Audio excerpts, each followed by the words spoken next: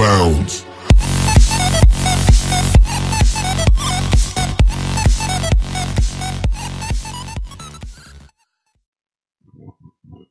Hai, Assalamualaikum. Welcome back to my channel, Fida Husin. Apa khabar kamu semua di sana? You all, harap you all semua, kamu semua sihat-sihat, okay? Selamat menunaikan ibadah puasa.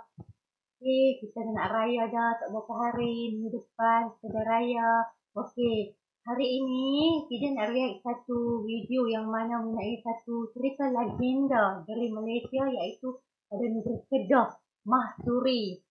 Yang mana dia kena fitnah 7 keturunan, dia sumpah. Kan, kita nak tengok pasal apa yang special dengan Mahsuri ni. Pasal bapak dia pada Indonesia. Tu nak tengok, bapak dia asal pada Indonesia. Maksudnya bapak dia asal pada Indonesia, mak dia asal pada China. Jom kita tengok bagaimana legenda ni menjadi satu yang orang kata masih hingga hari ini. Cerita legenda ni masih utuh hingga sekarang. Jom kita tengok.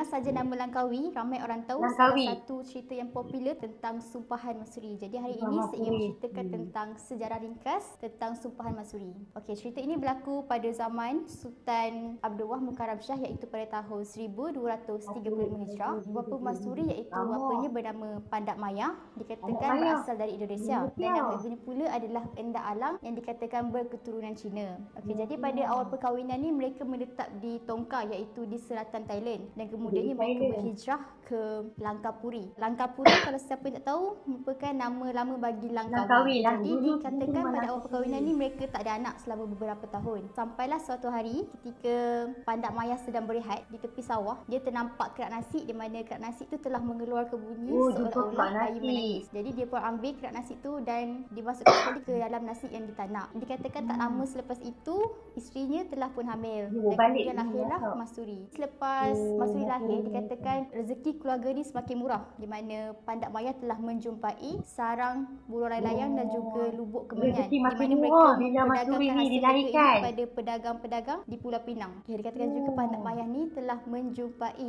ular itik. Jadi menurut kepercayaan orang dahulu, kalau siapa yang terjumpa ular itik ni, kalau dia makan rezeki dia murah.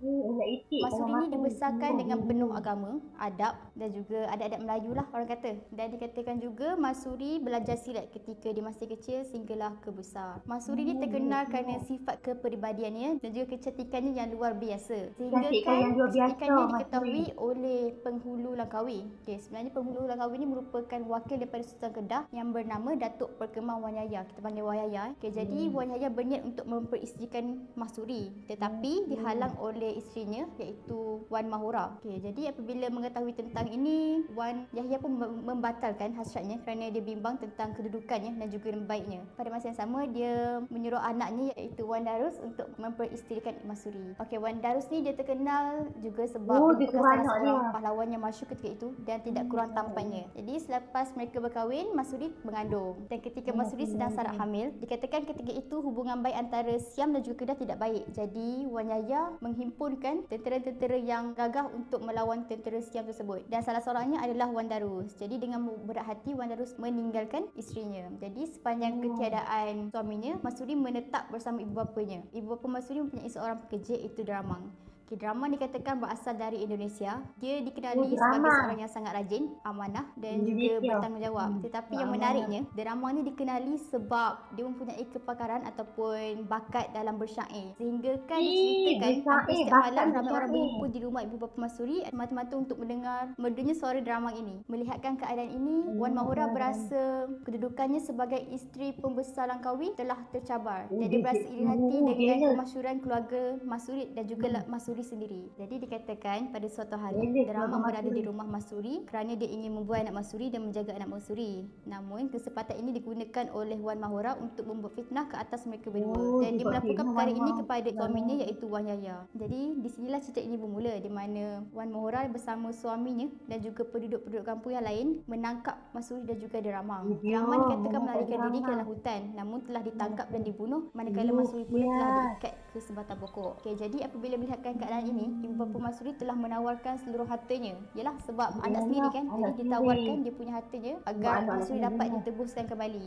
Namun tak siapa yang layan dia punya permintaan itu. Okey, jadi mereka menggunakan tombak untuk menikam Masuri. Tetapi yang pelik dia tak ada satu pun tombak yang orang kata lut dengan badan Masuri itu. Okey, jadi sampai satu tahap maksudnya apabila Masuri merasakan jadi- dirinya begitu penat jadi disiksa, satu dia pun membuka rahsia tombak yang yang special. badannya hanya boleh dibunuh dengan hanya menggunakan keris pusaka keluarganya. Oh, Okey, jadi keris apabila pusaka. mereka menemuai keris itu, mereka pun menikam Masuri. Dengan menggunakan kudrat yang masih ada, Masuri pun telah membuat sumpahan ini. Okey, di mana Masuri telah berkata, "Aku rela matiku jika benar aku bersalah. Namun, jika aku dikhianati, aku haramkan darahku mengalir di muka bumi ini. Aku bersumpah Langkawi tidak akan aman ibarat padang jarak padang terkukur selama 7 keturunan." Jadi silah sumpahan ini telah bermula. Jadi dikatakan ketika sumpahan itu berlaku, ribut telah pun berlaku di situ.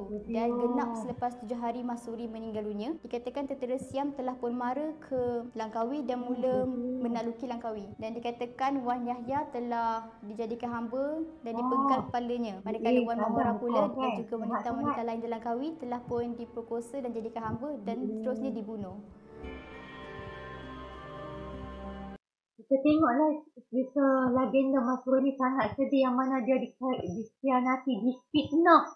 Kan, difitnah. Yang mana difitnah dengan geramang tu, padahal dia tak buat apa-apa pun, tak buat maksiat apa pun. Tapi orang kata apa, pembesar di Kedah dia tak mau dengar. Macam mak mentua dia lah, kira orang nampak mentua tak mau dengar lah kan. Macam tu. Kata dia jahat juga boleh tu. Dia orang kata apa, sumpah 7 keturunan. Padang jarak padang terkukur. Tapi sampai hari ni, ingat legenda dia sehingga hari ni masih utuh kan.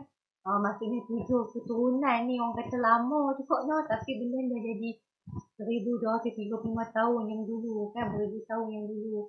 Maksudnya di sini kita nampak kita jangan fitnah orang sesuka hati, jangan ada perasaan dengki kan, tak baik, berdosa kan, bukannya selamat pun tengok akibat. Dia fitnah, tengok macam mana jadi kerajaan dia, jadi uhara negeri dia kan.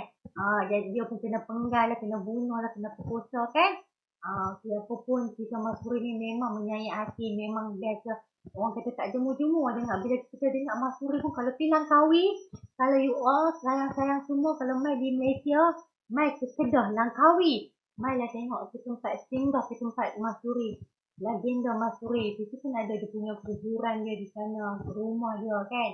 Okey, setakat ini sajalah kita punya reaction. Jika ada salah dan silap, harap maaf. Jangan lupa subscribe Kedah Husin, like and comment. Okay, bye.